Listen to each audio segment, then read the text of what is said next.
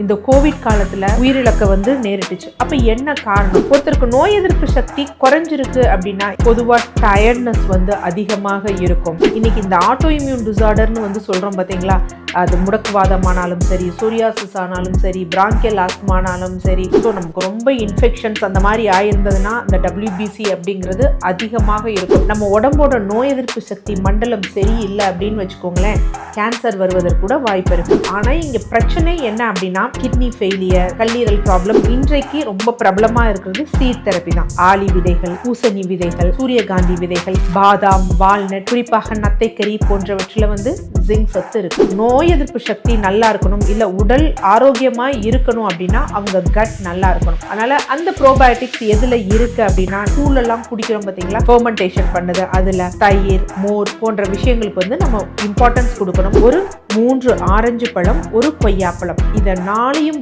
நம்ம கண்டிப்பா எடுத்துட்டோம் அப்படின்னா விட்டமின் சி ஒரு நாளைக்கு நமக்கு எவ்வளவு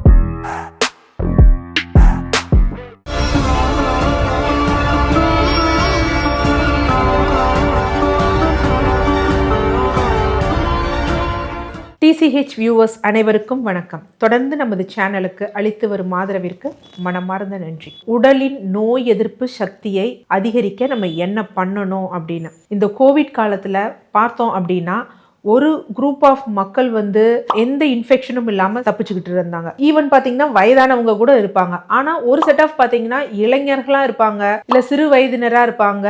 பார்த்தீங்கன்னா உயிரிழக்க நேரிட்டுச்சு. அப்போ என்ன காரணம்? இவங்க 2 பேருக்கும் இவங்க வயதானவங்களானாலும் பொழைச்சிட்டாங்க, இவங்க சின்ன வயசுக்காரவங்கனாலும் இறந்து போயிட்டாங்க. இந்த இடத்துல முக்கியமான கீ என்ன பிளே பண்ணுது அப்படின்னு பார்த்தீங்கன்னா, உடம்போட நோய் எதிர்ப்பு சக்தி தான். ஸோ உடம்போட நோய் எதிர்ப்பு சக்தியை பெருக்குவதற்கு நம்ம என்ன மாதிரியான உணவு முறைகள் எடுக்கணும், நம்ம நோய் எதிர்ப்பு சக்தி நல்லா இருக்கா இல்லை குறைஞ்சிருக்கா அப்படிங்கிறத வச்சு எப்படி கண்டுபிடிக்கணும் அப்படிங்கிறதுல இந்த பதிவில் பார்ப்போம். ஸோ நோய் எதிர்ப்பு சக்தி அப்படிங்கிறது என்ன அப்படின்னா, நம்ம உடம்புல இருக்கக்கூடிய ஒரு பவர். எதற்கு அப்படின்னா, நமக்கு ஏதோ ஒரு விஷயம் இன்ஃபெக்ஷன் வந்திருக்கு, இல்லை ஒரு பாக்டீரியாவோ வைரஸோ இந்த கிருமிகள் நம்மளை தொற்றி இருக்கு, இல்லை உடம்பு நோயுற்று இருக்குன்னா அதுலேருந்து நம்ம மீண்டு வரணும் அப்படிங்கிறதுக்காக நம்ம உடம்புக்குள்ள இருக்க ஒரு பவர் தான் என்ன அப்படின்னு பார்த்தீங்கன்னா நோய் எதிர்ப்பு சக்தி, இம்யூனிட்டி. இது நார்மலாக நமக்கே தெரிஞ்சோம். சில பேருக்கு பார்த்தீங்கன்னா இயற்கையிலேயே உடம்புல இருக்கும். சில பேருக்கு நம்ம என்ன பண்ணுவோம், யூஸ்வலாக வேக்சின் போடுவோம் பார்த்தீங்களா, அதன் மூலம் வரும். சில பேருக்கு என்ன அப்படின்னு பார்த்தீங்கன்னா, ஒரு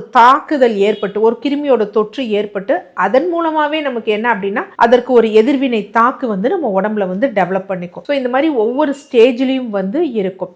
ஒருத்தருக்கு நோய் எதிர்ப்பு சக்தி குறைஞ்சிருக்கு அப்படின்னா என்னென்ன மாதிரியான சிம்டம்ஸ் இருக்கும் அப்படின்னா, பொதுவாக டயர்ட்னஸ் அதிகமாக இருக்கும். இப்போ ஏதோ ஒரு காயம் அந்த மாதிரி இருந்ததுன்னா அது அவ்வளோ ஈஸியாக அவங்களுக்கு ஆறாது. ஆட்டோ இம்யூன் டிசார்டர் கூட வருவதற்கு வாய்ப்பு இருக்கு.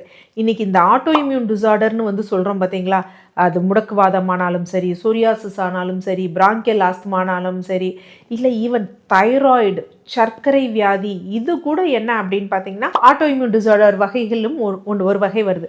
இது எல்லாமே என்ன காரணம்னா, நம்ம நோய் எதிர்ப்பு சக்தி அப்படியே ரொம்ப கன்ஃபியூஸ் ஆகி போய் சரியாக வேலை செய்யாமல் இருக்கிறதுனால தான் இந்த மாதிரி பிரச்சனைகள் ஏற்படுது. ஸோ இந்த நோய் எதிர்ப்பு சக்தி நம்ம உடம்புல கரெக்டாக இருக்கா இல்லையா அப்படிங்கிறத நம்ம எப்படி டாக்டர் நாங்கள் பிளட் டெஸ்ட் எடுத்து பார்த்துக்கலாமா அப்படின்னா, நார்மலாக நம்ம பிளட் டெஸ்ட் பார்க்கும்பொழுது அதில் பார்த்துருப்போம் என்ன அப்படின்னா டோட்டல் WBC வெள்ளை அணுக்கள் எப்படி இருக்குன்னா, ஸோ நமக்கு ரொம்ப இன்ஃபெக்ஷன்ஸ் அந்த மாதிரி ஆயிருந்ததுன்னா அந்த WBC அப்படிங்கிறது அதிகமாக இருக்கும். இதெல்லாம் பார்த்தோம் அப்படின்னா ESR அப்படின்னு பார்ப்பாங்க, CRPன்னு பார்ப்பாங்க, அது மாதிரி IgA, IgM, IgE, IgG அப்படின்லாம் இந்த இம்யூனோகுளோபுலின் பார்ப்பாங்க. இதில் முக்கியமாக நம்ம என்ன அப்படின்னு பார்த்தீங்கன்னா, குழந்தைகளானாலும் இந்த அடிக்கடி தும்மல் வர்றவங்களுக்கு IgEலாம் பார்த்துருப்போம். என்ன அப்படின்னா எந்த அளவுக்கு நமக்கு சிவியராக இன்ஃபெக்ஷன் இருக்கு, அதுக்கு எந்த அளவுக்கு நம்ம உடம்பு எதிர்த்து போராடி இருக்கு அப்படிங்கிறத தான் இந்த IgE காமிக்கும். இது மாதிரி நிறைய இம்யூனோகுளோபுலின் இருக்கும். நமக்கு இந்த இன்ஃபெக்ஷன் ரொம்ப நாள் ஆகி நமக்கு நம்ம நோய் எதிர்ப்பு சக்தி பெருகி இருக்கா, இல்லை நமக்கு இப்போ கரண்டாக இன்ஃபெக்ஷன் இருக்கா அப்படிங்கிற மாதிரியெல்லாம் இன்வெஸ்டிகேஷன்ஸ் இருக்கு. ஈவன் கேன்சர் கூட நம்ம உடம்போட நோய் எதிர்ப்பு சக்தி மண்டலம் சரியில்லை அப்படின்னு வச்சுக்கோங்களேன், கேன்சர் வருவதற்கு கூட வாய்ப்பு இருக்கு.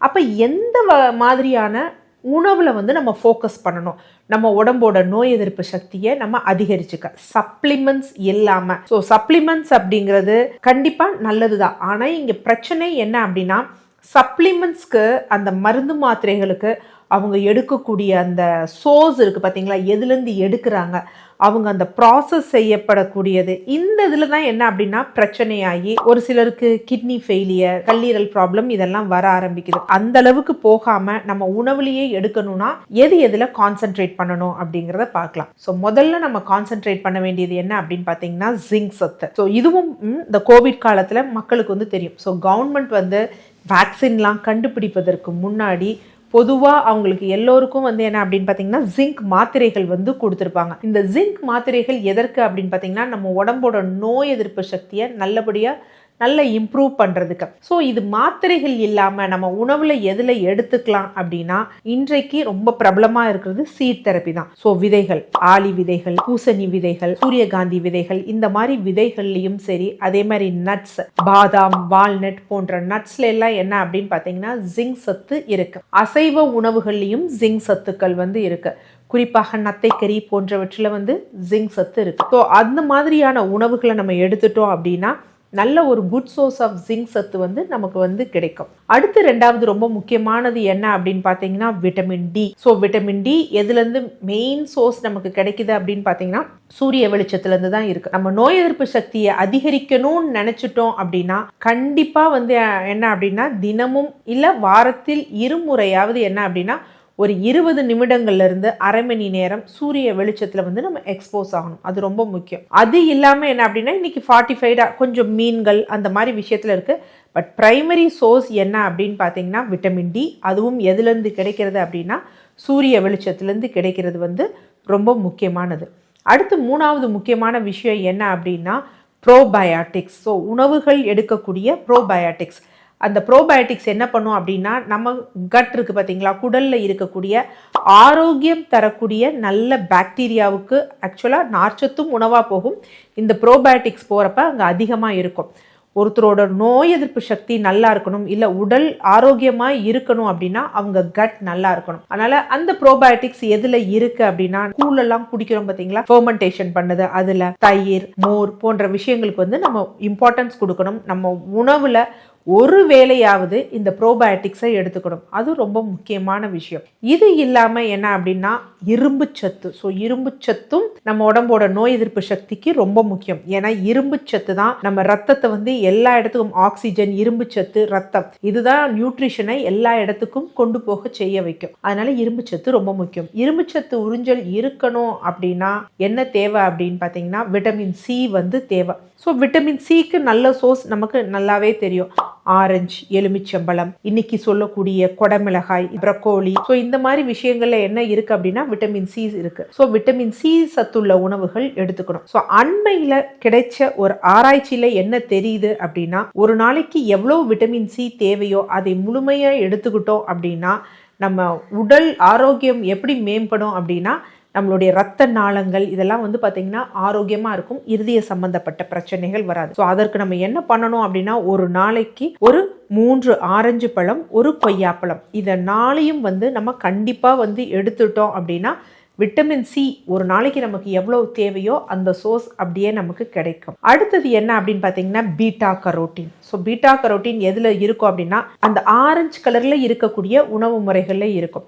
ஸோ அப்போ கேரட், ஆரஞ்சு பழம் போன்ற உணவுகளை வந்து நம்ம எடுக்கணும். அது ரொம்ப முக்கியமான விஷயம். விட்டமின் B6 சத்தும் ரொம்ப முக்கியம். இது அசைவ உணவுகள்லையும் இருக்கு. அது மாதிரி பட்டை தீட்டப்படாத தானியங்கள் இருக்கு பார்த்தீங்களா, அந்த தானியங்கள்லையும் என்ன இருக்கு அப்படின்னா விட்டமின் B6 சத்து வந்து இருக்கு. அடுத்து நோய் எதிர்ப்பு சக்திக்கு ரொம்ப முக்கியமானது என்ன அப்படின்னா ஆன்டி ஆக்சிடென்ட்ஸ் அப்படின்னு சொல்லுவோம். இன்னைக்கு ஆன்டி ஆக்சிடென்ட்ஸ் நிறைய பேர் சப்ளிமெண்ட்ஸாக வந்து எடுத்துட்டு இருக்கோம். ஆன்டி ஆக்சிடென்ட் அப்படிங்கிறது என்ன அப்படின்னா இப்போ நம்ம செல்கள் இருக்கு, நம்ம செல்கள் என்ன ஆகும் அப்படின்னா அதிக அளவு டேமேஜ் ஆகும் ஃப்ரீ ரேடிக்கல்ஸ் இருக்கிறனால. ஸோ அந்த மாதிரி இப்போ இரும்பு இருக்குன்னா நம்ம வீட்டுக்குள்ளே நல்லா பெயிண்ட் அடித்து வச்சுருக்கோம் எண்ணெய் போட்டு, அந்த இரும்புக்கும் வெளியில் மழையில் கிடக்குதுன்னு வச்சுக்கோங்களேன், வெயில் மழையில் கிடந்ததுன்னா அந்த இரும்பு எப்படி துருப்பிடிச்சு போகும், ஏன்னா ஈஸியாக அதோட ரியாக்ட் ஆகிருக்கு. ஸோ அந்த மாதிரி இல்லாமல் நம்ம வீட்டுக்குள்ளே நல்லா பெயிண்ட் அடித்து வச்சுருக்க இரும்பு எப்படி காலம் சென்றும் அழியாமல் இருக்கோ அது மாதிரி நம்ம உடம்பு இருக்கணும் அப்படின்னா நம்ம ஆன்டி ஆக்சிடென்ட்ஸ் வந்து எடுத்துக்கணும். ஸோ ஆன்டி ஆக்சிடென்ட்ஸ் இருக்கக்கூடிய உணவுகள் நிறைய இருக்குது. ஒமேகா 3 ஃபேட்டி ஆசிட்ஸ் இருக்கக்கூடிய உணவுகள் இருக்குது, இல்லை காய்கறிகள், பழங்கள், திரிபலா சூரணம், இது மாதிரி நிறைய ஆன்டி ஆக்சிடென்ட் உள்ள உணவுகள் இருக்குது, அதை நம்ம எடுத்துக்கணும். ஸோ மேல் சொன்ன எல்லா சத்துக்களும் நம்ம உணவில் இருக்கிற மாதிரி குழந்தைகள்லேருந்து நம்ம பார்த்துக்கிட்டோம் அப்படின்னு வச்சுக்கோங்களேன், நம்ம உடம்போட நோய் எதிர்ப்பு சக்தி ஒரு நல்ல கம்ப்ளீட்டாக இருக்கும். எந்த கிருமி தொற்று பாதிப்புகள் வராது, ஆட்டோ இம்யூன் டிசார்டர்ஸ் வராது.